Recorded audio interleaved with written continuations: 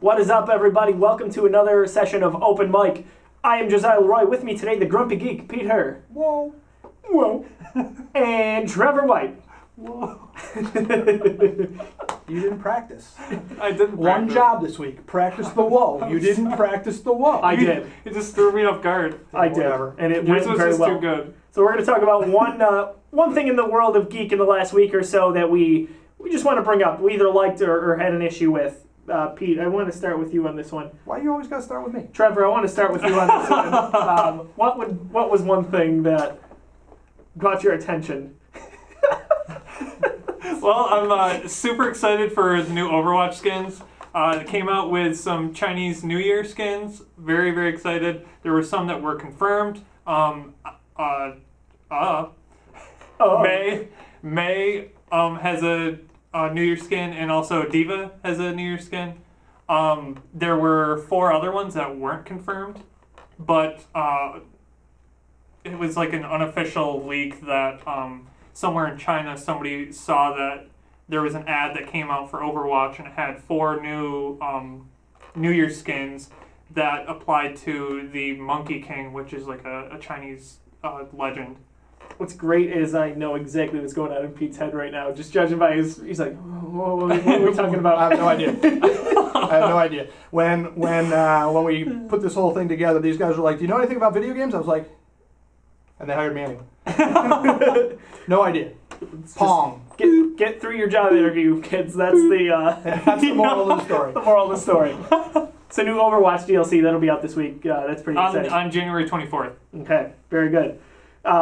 I had 2 small things. I'm giving Grumpy a little more time here, so maybe you can go between my 2 things. Got it. Yeah, that's what she said. I get it.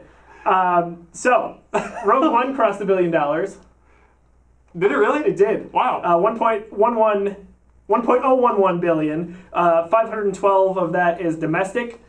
That's the 4th film of 2016 to move across that $1 billion line. All 4 were Disney movies. Shock. Finding Dory and Civil War were 2nd and 3rd.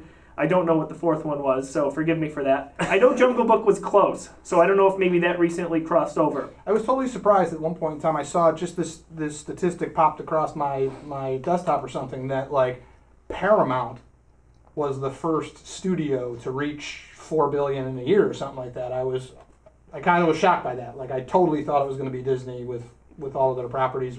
You know, between the Marvel and the Star Wars, I had no idea that it was. Pixar. Like, where the hell did Paramount come from? I don't know. That's something to research. I'm going to have to look that up after this. And I saw that Rogue One, or no, not Rogue One, Episode 7 was the top 10 film of 2016, even though it came out in 2015. Yes. Which is amazing. Even though it came out a year before, it still kept accumulating ticket sales. It didn't really come out a year before. Sure. It came out 2.5 weeks before. But a lot in that 2.5 weeks really was a part of that gross number. Yeah. So it still did pretty well, obviously. Anyway, it was our 2016 movie of the year here at the Geekiverse in terms of our Geek Awards. And it's about to pass The Phantom Menace as the 2nd highest grossing Star Wars film, which is funny. It's not really a high bar. No. In the scheme of things. It kind of ruins everything there. Before I go on to my next one, Grumpy, what do you got? I caught, and I don't know whether it was a few weeks ago or this week or so, the new Logan trailer. I think trailer number 2 I almost brought this up. Of the whole thing. That was so good. And you know, I was okay with the first two films. Like they weren't great. You know what I mean? Like I thought that the one in Japan was like, whatever. I thought that bits and pieces of the first one where you see him becoming Wolverine and stuff was good, and then he gets hooked up with, you know, although I'm a big fan of sewing Ryan Reynolds' mouth shut, I thought that group was poorly done. It just not well done. Happy to see Ryan Reynolds doing some great stuff with Deadpool now. But the new trailer was cool. Hugh Jackman looks great in his older self, and the frail Dr. X looks great. And then the coolest part of the whole thing was when he brings out the X-Men comic book Yeah. You see that? And he was like, she's reading X-Men comic books, you know? And I just thought that was clever. I like good, clever writing. Self-aware. Yeah. Because like half of this stuff didn't even happen. Yeah, you know, I just thought that was a fun little thing that you know, the X-Men exist and Marvel Comics about the X-Men exist. You know, in the same kind of thing. I thought that was cool. It was a little bit what we saw with Civil War when Peter Parker is referencing Empire Strikes Back. So now they're kind of blending that a little bit. It's not so much set in a different universe. Well, it is. Clever writing as a whole is something that I enjoy. Like in the X-Men Apocalypse, where all the young ones go to the movie and they walk out and they're watching the Star. Can we all agree that the third film is the worst? I thought that was hilarious. Love good, clever writing. I have high hopes for Logan. You know, we get to the point where this is obviously Hugh Jackman's swan song. You know, so they're bringing in a new Wolverine character and his little clone girl. So I'm hopeful that she fits in with the new X-Men, whatever that new X-Men is. You know, I hope that the new cast carries on. I hope that we don't lose Fassbender and that group now. I hope we get a couple more films out of them anyway, even though I didn't think Apocalypse was great. But I'm hopeful for this to be the best of the Wolverine standalones. It's definitely different. It looks like it could be. So I'm excited about that. In this case, the third one will be the best one. Here's open. That's right. We'll change it for movies going forward. Now, this is a little bit of a caveat here. I got Pete a little bit of a Christmas gift, Christmas shopping. You know, it's end of January now.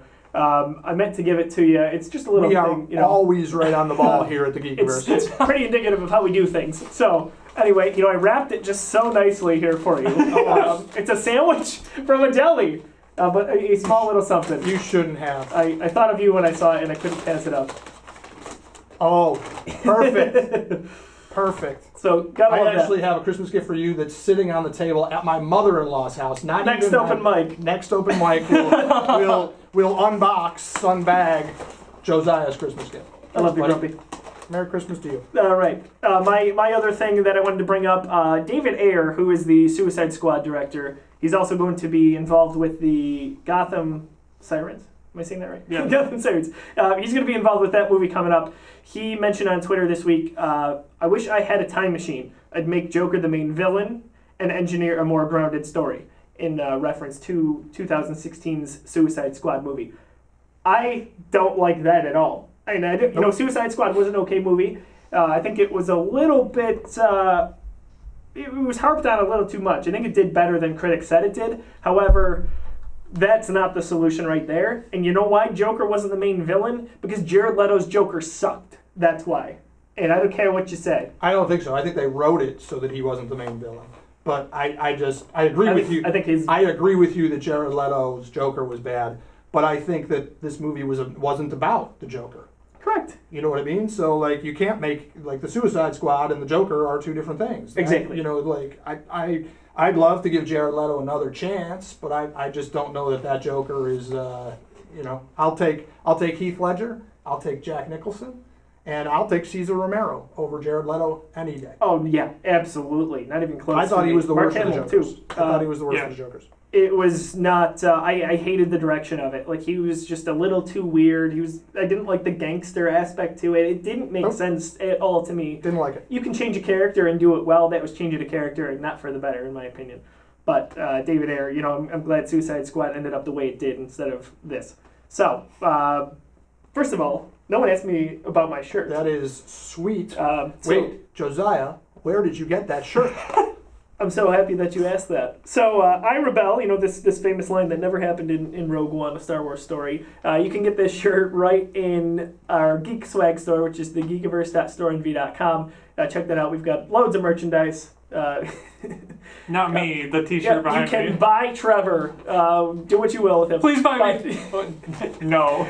Save a geek in need, and there he is. But Geek and Proud, you designed that, Pete, so you can check that out.